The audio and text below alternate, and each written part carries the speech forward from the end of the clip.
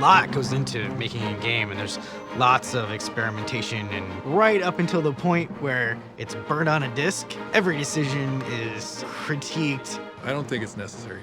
Even more. It's the big door that brings up that other grenade. When the fans see it, it's already gone through all the tribulations. It's a much more harrowing process than I think most of the fans understand. Everybody has a different opinion on what drives Halo. It's the art, it's environments, it's the graphics. And the most important part to me is story. Whether it's a love story between the Chief and Cortana or an action-packed explosion fest, we have to negotiate how we get our stories in there. We went through a full year of pre-production on this project. The story is one of the first things we sit down and talk about when we go to create a game. And if the Chief just has like his head sort of like reaction to what, The stories are always created the same way. First off, a group of people agreed that this is the story that we want to tell. What's gonna happen to the Chief? What's gonna happen to Cortana? We had been working on this story nonstop, making compromise after compromise because there were a lot of things that different people didn't agree on. Dude, the story should be about Earth getting destroyed. Or let's show the Chief's face. That'd be a really good idea. Radio for VTOL. Heavy lift gear. We write the first draft of the script, but it's not great. Man, do I really want to give all this credit to Marty? I didn't see any shape to this story. Nothing happy, nothing sad, nothing intense. But a premature firing will destroy the Ark. It's like, I think it needs more punch. Unacceptable! Unacceptable! What it really needs is some death. You actually want to get to the point where the player goes, well, wait a minute, I've been this character for 3 games. They can't possibly kill me. By having the reality of death a part of the story, it did actually introduce this tone of heroism. Johnson, sound off. There's no sense of heroic action if there's no real consequences. Get out of here! Something that's really important is that our characters feel real. Do it. Is Miranda coming across as strong enough? Now. Does the Arbiter have enough vengeance built up in him to really push that sword into truth? You must be silenced. But the story that we're telling is the story of a human conflict with an aggressive adversarial species, the Covenant. One of the keys to the success of the story is we didn't pump a lot of time into figuring out who the Master Chief was and why he was a ghost in the shell. We thought he is a husk. He's a big green suit of armor that you move around. There's something good about having the Master Chief essentially be a blank slate that helps each individual person connect to the character. You found me, but so much of me is wrong. The main personal relationship you have in the game is with an AI called Cortana. I do know how to pick 'em. At least one of our writers refers to her as your girlfriend. Cortana's every girlfriend that we've ever had. No, just kidding. She's your little guardian angel. Got an escape plan? Thought I'd try shooting my way out. Cortana plays a huge role in the fiction of this game, and we didn't want people to forget about her. No, I don't want to chance a remote detonation. I need to stay here. By the end of Halo 2, the Chief is separated from Cortana for the first time. After I'm through with truth. Don't make a girl a promise. If you know you can't keep it. You need to constantly remind players of what they're missing, that this thing is something worth going after. But if it was just a straight, now go find her, here's a map, people wouldn't care. Chief, it's not safe.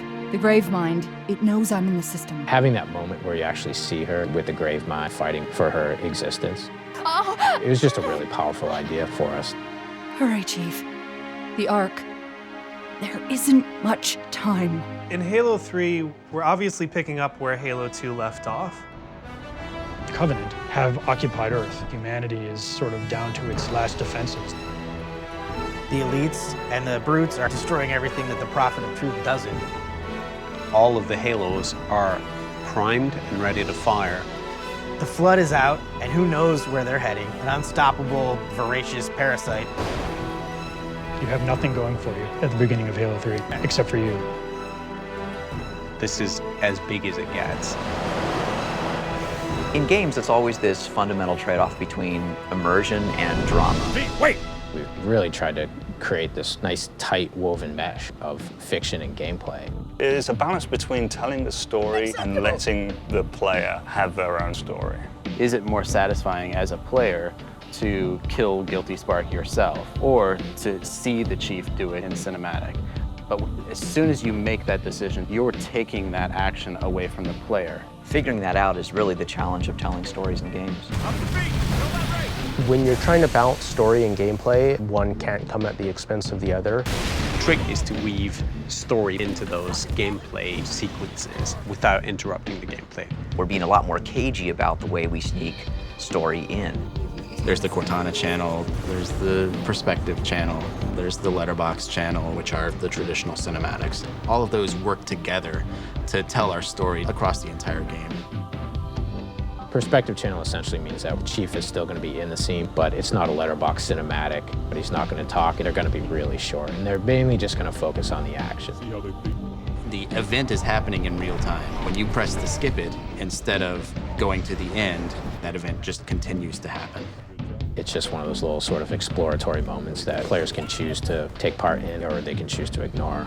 It feels much more like a story that you're experiencing instead of a game with a movie that comes in every once in a while. There's certain parts of the story that you tell by having Cortana talking in your ear. It was the coin's fault. I wanted to make you strong. The Cortana effect is essentially another story channel that we came up with. Because she is with the Flood, she can sort of give you bits and pieces of, you know, what's going on, but in this really fractured, fragmented sort of way. Your mission? Could you watch me die? We also have a separate storytelling method, which we call the vignettes. It's just a cool little thing where the characters are animated in a very custom way. You can walk into an environment and you can see a couple brutes beating up a couple Marines. They're not just standing there looking at the door that you just came through, pointing their weapons at you. It gets the sense that there's something else greater going on in the story. One of the things that we've tried really hard to do was make the cinematics directly related to what you just finished doing or what you're about to start doing. In Halo 3, almost all of our Letterboxd cinematics start with a player action. You must activate. So it flows really nicely from one gameplay segment into the cinematic and out to the other gameplay segment. I'm sitting here day in and day out working on the cinematics. And every scene that I make, there's this voice in the back of my head saying, what is keeping the player from skipping this? What's keeping the player from hitting a button and just going right to the end? Ultimately, it's involving the player and making the player really feel that they're in this story. You want to establish that this is something a little bit more important. The story that we're trying to tell has higher stakes. Whether we can do that, we won't know until that thing's in people's hands and they're playing.